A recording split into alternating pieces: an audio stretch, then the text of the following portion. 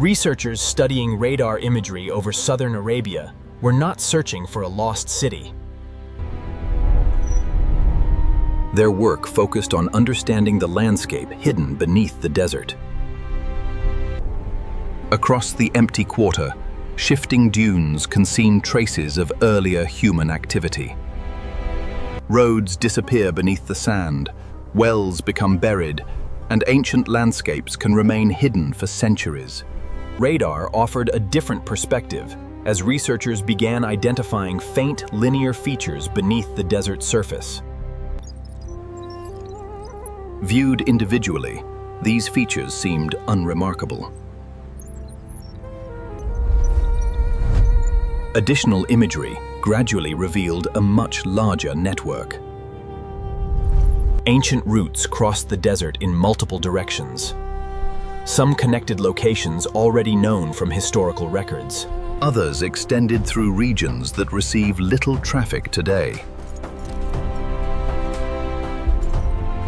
Several routes converged on the same part of southern Oman.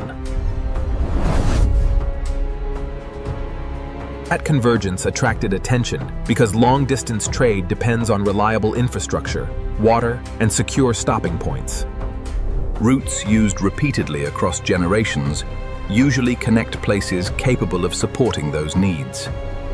The imagery suggested that southern Oman once occupied a far more important position than the modern landscape implies. At roughly the same time, Nicholas Clapp was investigating a question historians had debated for decades. Where was Iram? References to the name appear in religious traditions, medieval writings, and accounts preserved across the Arabian world. Descriptions do not always agree with one another, but many associate Iram with unusual wealth and regional importance. Locating it proved far more difficult. Archaeologists had not identified a site that could be linked to the name with confidence. Historical sources pointed in different directions, and interpretations varied from one researcher to another. Clapp became interested in the possibility that the traditions preserved memories of a real place rather than a purely legendary one. The radar imagery offered a starting point. Ancient roads had survived beneath the sand. Many of those routes led toward the same region, allowing researchers to focus on a specific part of Arabia rather than the entire peninsula. Long before archaeologists examined radar imagery, the name Iram already existed in the historical record. One of its most widely known references appears in the Quran. Surah Al-Fajr connects Iram with the people of Ad, a society remembered for power, prosperity, and eventual destruction. Although brief, the passage preserved a name that remained recognizable across centuries of Islamic history. Although brief, the passage preserved a name that remained recognizable across centuries of Islamic history. References associated with Iram also appear outside religious tradition. Medieval historians, geographers, and travelers recorded accounts connected to southern Arabia. Their descriptions differ in important ways.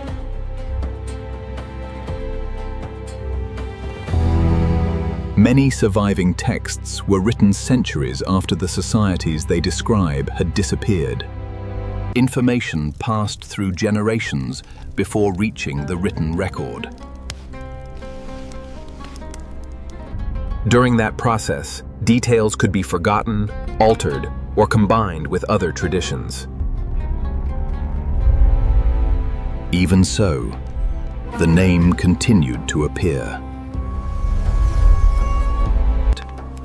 For historians, the more important issue concerns the meaning of the name itself. Locating Iram is only part of the problem. Researchers must first understand what the name originally described. Ancient names did not always function like modern place names. A name might refer to a settlement, a territory, a political center, or a broader cultural landscape. That uncertainty has shaped every modern attempt to identify Iram. Historical sources preserve memories of wealth, influence, and regional importance, but provide far less agreement about precise locations. Any successful investigation would require evidence beyond the written record. Nicholas Clapp reached the same conclusion. Ancient texts provided clues, but clues alone could not settle the question. Answers would have to come from the landscape itself.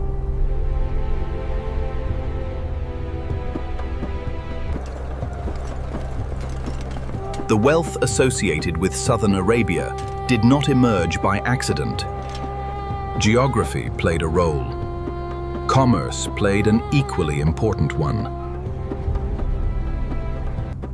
Among the most valuable products of the ancient world was a fragrant resin harvested in southern Arabia, Frankincense.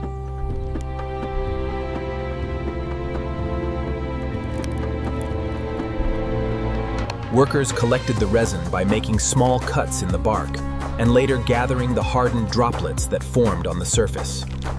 Once prepared for transport, the material entered commercial networks extending far beyond Arabia. Demand came from many directions.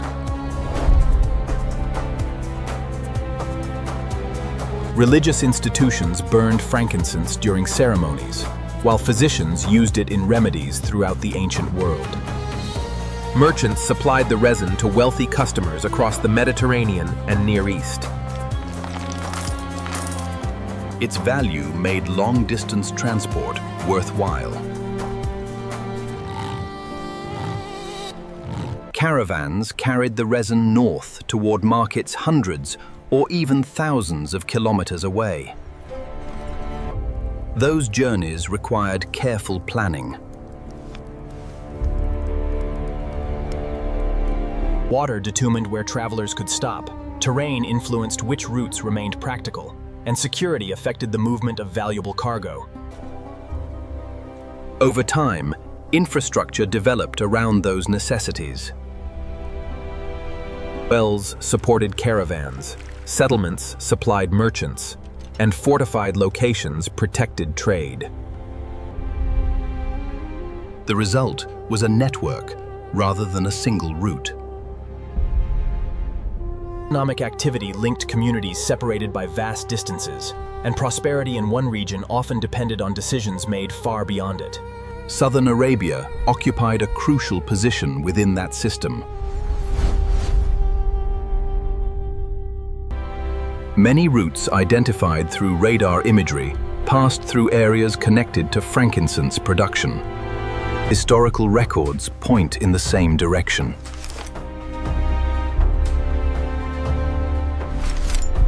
Wealth accumulated where movement, resources, and geography intersected. For researchers investigating Iram, that relationship carried obvious significance. Traditions describing unusual prosperity become easier to understand within the context of this trade. The challenge was determining where that prosperity had been concentrated. Historical sources offered clues. Radar imagery offered clues. Neither could provide a complete answer on its own. Researchers would need to examine the landscape more closely.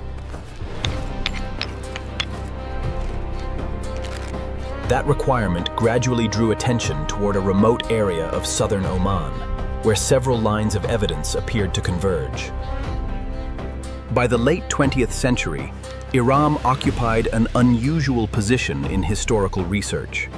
Its name appeared in respected religious texts, medieval accounts, and regional traditions, yet no location had gained broad acceptance among historians. Proposed sites stretched across different parts of the ancient Near East, often relying on fragmentary evidence and competing interpretations. Nicholas Clapp approached the subject from outside the archaeological profession. Known primarily as a filmmaker and writer, he had spent years studying Arabian history. He became increasingly interested in the possibility that traditions associated with Iram preserved memories of a real historical landscape. What drew his attention was the consistency of the geographical references. Although descriptions varied, many accounts connected Iram to the southern reaches of the Arabian Peninsula. References to trade, wealth, and desert environments appeared frequently enough to justify closer examination. That observation did not identify a specific site, but it helped narrow the scope of the investigation. Clapp began comparing material from different periods and disciplines, searching for places where independent sources appeared to overlap. Medieval geographical writings, trade records, and modern maps each contributed pieces of information. Several broad conclusions emerged from that comparison. Southern Arabia occupied an important position within long-distance commercial networks. Frankincense played a central role in the region's economy. Many historical traditions associated unusual prosperity with the same general area. Turning those observations into an archaeological search presented a different challenge. Southern Arabia covers an enormous expanse of territory. A promising region on a map can still contain thousands of square kilometers of desert, mountains, and dry valleys. Surveying such an area through conventional exploration alone would require immense amounts of time and resources. Environmental conditions created additional difficulties. Wind continually reshapes the landscape, while settlements, roads, and wells can disappear beneath centuries of sand. Advances in remote sensing technology were beginning to influence archaeological research around the world. Radar systems demonstrated an ability to identify landscape features concealed beneath dry sand, revealing information often invisible from ground level. For Clapp, this development offered a practical advantage. Radar imagery made it possible to examine large areas of terrain that would otherwise be difficult to investigate. If traces of ancient trade networks still survived beneath the desert surface, the technology might help reveal where they once existed. Before archaeologists could excavate anything, they first needed a clearer understanding of the landscape itself. Radar imagery offered a way to begin.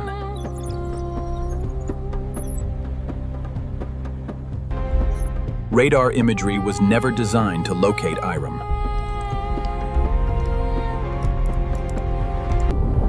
Its value lay in revealing features hidden beneath large areas of desert terrain. In regions covered by dry sand, traces of earlier landscapes can sometimes remain detectable below the surface. As researchers reviewed imagery across southern Arabia, evidence of ancient movement began to appear. Linear features crossed areas that now seem largely empty. Some corresponded with routes already known from historical sources, while others extended through remote terrain that receives little traffic today. Taken together, the routes suggested a transportation network operating on a much larger scale than many observers expected. That finding carried important implications.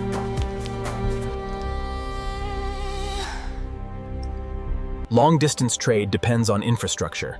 Merchants require dependable access to water, supplies, and secure stopping points throughout their journey. Routes that remain in use across generations usually connect places capable of supporting those needs. Several of the identified routes converged on southern Oman. The location was significant.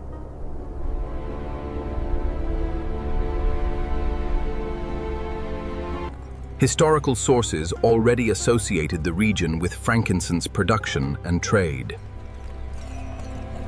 Nicholas Clapp's research had pointed toward the same area, and radar imagery now provided an additional line of evidence.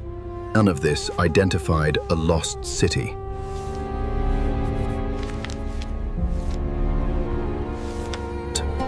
What it did identify was a landscape shaped by sustained economic activity. Caravans had crossed these routes repeatedly, supported by communities, wells, and trade infrastructure. Researchers now had stronger reasons to investigate the region more closely.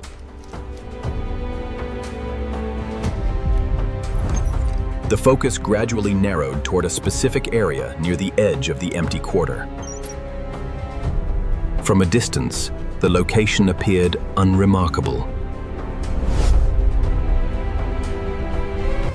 Its importance would only become clear after archaeologists began working on the ground.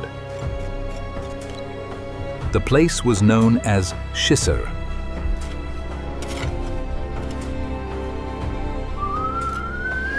The location identified through the combined evidence did not resemble the legendary city many people imagined.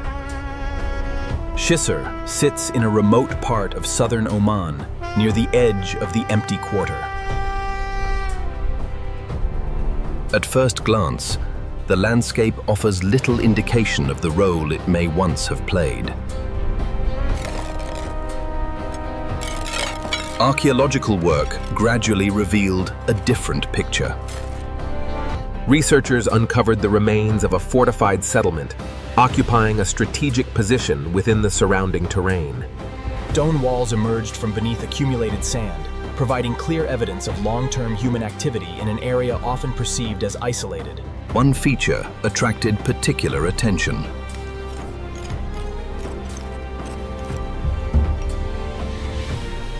Near the center of the settlement stood a substantial well.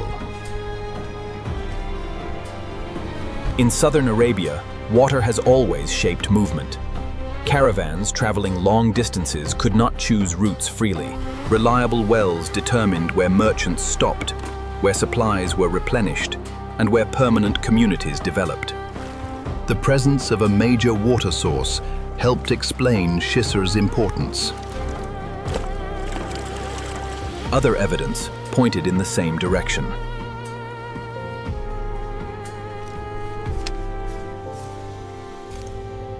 Archaeologists identified material associated with trade and long-distance contact. Historical records connected the wider region to the frankincense economy, while radar imagery revealed routes converging towards southern Oman. Viewed together, these findings suggested that Shisr participated in a broader commercial system. Its significance did not depend on size alone. A settlement controlling access to water along an important trade corridor could influence movement across a much larger region. For Nicholas Clapp, the site represented the first tangible connection between historical traditions and the archaeological record. The search was no longer focused entirely on texts and interpretations. Researchers now had a place that could be studied directly. That did not resolve the question of Iram.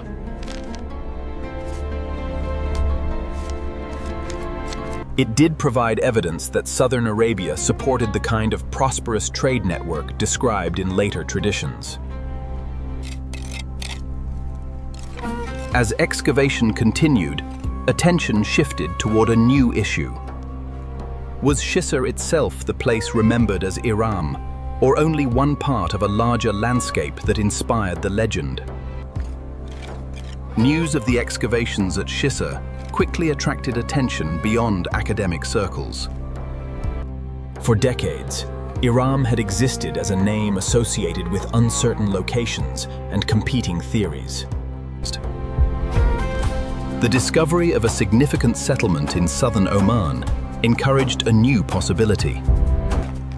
Many observers wondered, whether the search had finally reached its destination. The idea gained momentum for understandable reasons. Shisr occupied a strategic position along routes connected to long-distance trade, and a substantial well stood at its center. Archaeological evidence demonstrated sustained human activity in the region. Several elements appeared consistent with expectations created by historical traditions. At the same time, important questions remained.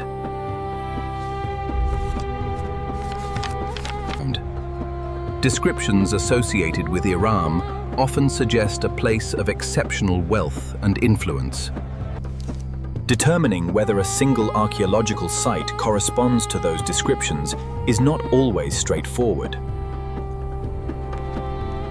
Attention soon turned to the scale of the settlement itself. Excavation confirmed that Shisr played an important role within the regional trade system. Yet its physical size appeared smaller than many popular interpretations of Iram had imagined. That distinction became increasingly important. Historical memory does not always preserve places with complete geographical precision. Over time, entire regions can become associated with individual settlements, while settlements themselves become symbols of much larger landscapes. Researchers considered whether something similar may have happened in the case of Iram. The available evidence pointed toward a broader commercial landscape extending across southern Arabia. Trade routes connected multiple settlements, while wells, caravan stations, and fortified outposts supported movement across the region. Shisr clearly formed part of that system.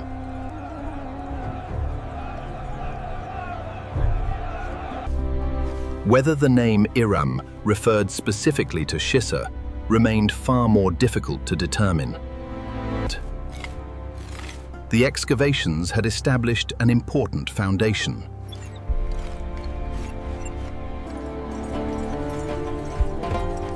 Southern Arabia was not merely the setting of a legend. It was the home of a real commercial world whose traces could still be studied.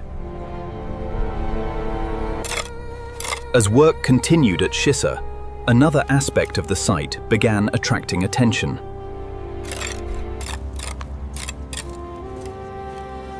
The ground beneath the settlement held clues of its own. Excavation at Shisr uncovered more than walls, trade connections, and evidence of long-term occupation. The geology of the site proved equally important. Beneath the settlement lay a large limestone cavity, formed through natural processes over long periods of time.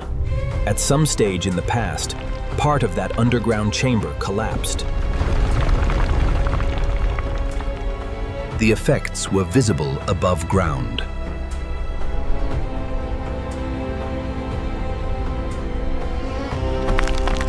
Structures near the center of the settlement suffered damage as sections of the ground became unstable. Researchers concluded that the collapse resulted from natural geological processes rather than warfare or deliberate destruction. That distinction matters when interpreting the history of the site. Historical traditions often associate the decline of ancient places with invasion, catastrophe, or divine punishment. Geological change can produce equally significant consequences without leaving the same kind of historical record. For a settlement dependent on reliable access to water, disruption near the central well could create serious problems. Trade networks depend on consistency, and merchants favor routes they can trust. A location that becomes difficult to use can lose importance surprisingly quickly if alternatives remain available. Conditions at Shisr appear consistent with that possibility.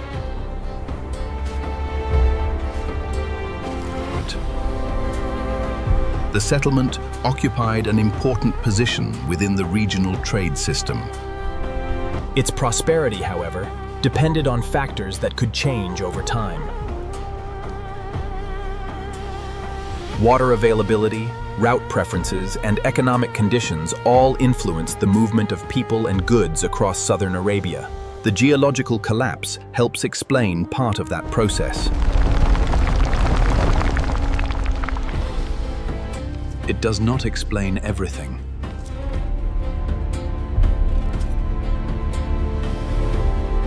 Archaeologists can identify physical changes at the site, but connecting those changes directly to traditions recorded centuries later remains difficult. Shisr continued to raise questions even as it provided answers. The excavations demonstrated that southern Arabia supported significant commercial activity. They also revealed how vulnerable individual settlements could be within larger economic networks. Understanding the full significance of Shisr required looking beyond the site itself. Researchers increasingly focused on the wider landscape that surrounded it. The search for Iram was becoming larger than a single settlement.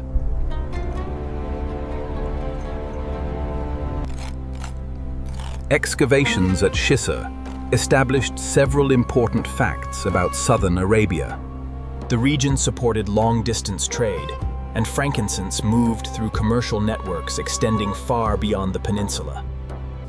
These conclusions rest on archaeological and historical evidence.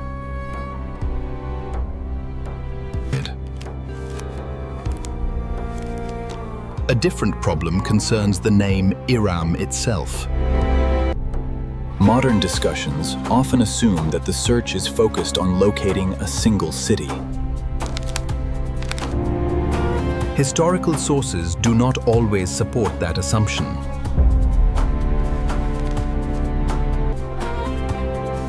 Ancient names frequently carried meanings that extended beyond individual settlements. A name could refer to a territory, a political center, or a broader cultural landscape. That possibility has important implications for understanding southern Arabia. Archaeological research has revealed a landscape shaped by movement, trade, and communication. Caravan routes linked communities across considerable distances, while wells, outposts, and trading centers depended on one another to sustain commercial activity. Shisr occupied a place within that system.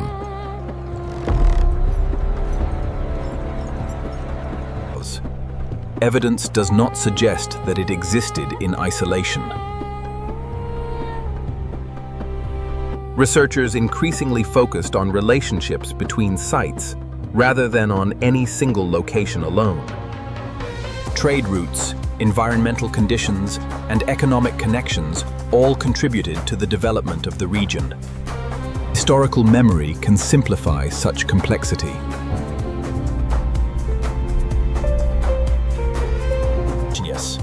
Over time, networks become associated with prominent places. Regional powers become linked to individual names. The traditions surrounding Iram may reflect a similar process.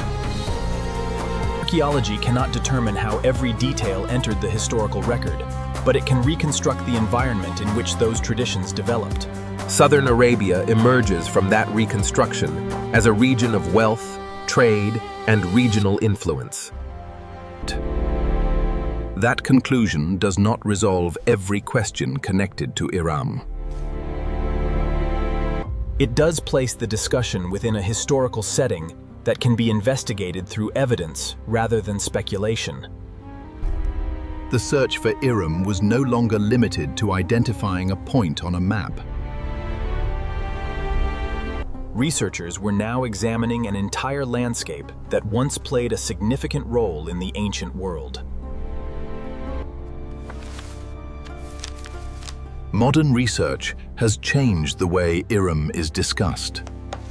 For generations, the subject existed primarily within religious tradition, historical writings, and regional folklore. Archaeology introduced a different source of information by allowing researchers to examine the physical landscape itself. That landscape has become far easier to understand than it was only a few decades ago. Trade routes crossed regions that now appear largely empty, while frankincense connected southern Arabia to markets far beyond the peninsula. Settlements developed around wells, strategic corridors, and locations capable of supporting movement through difficult terrain. Shisr formed part of that world.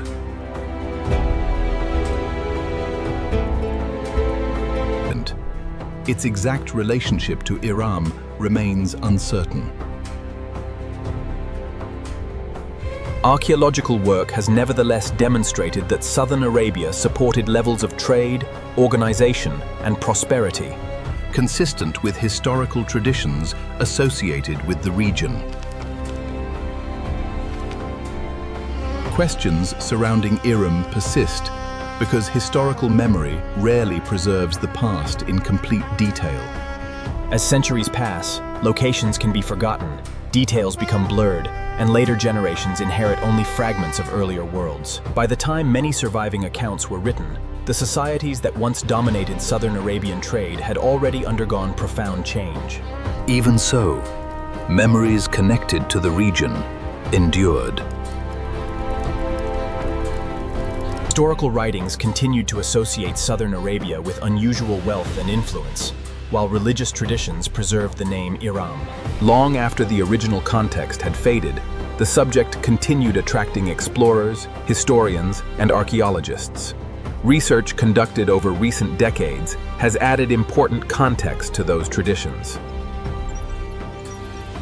Archaeologists identified settlements connected to trade, and radar imagery revealed routes hidden beneath the sand. Geological studies helped explain changes that affected individual sites over time. None of these discoveries settles every question.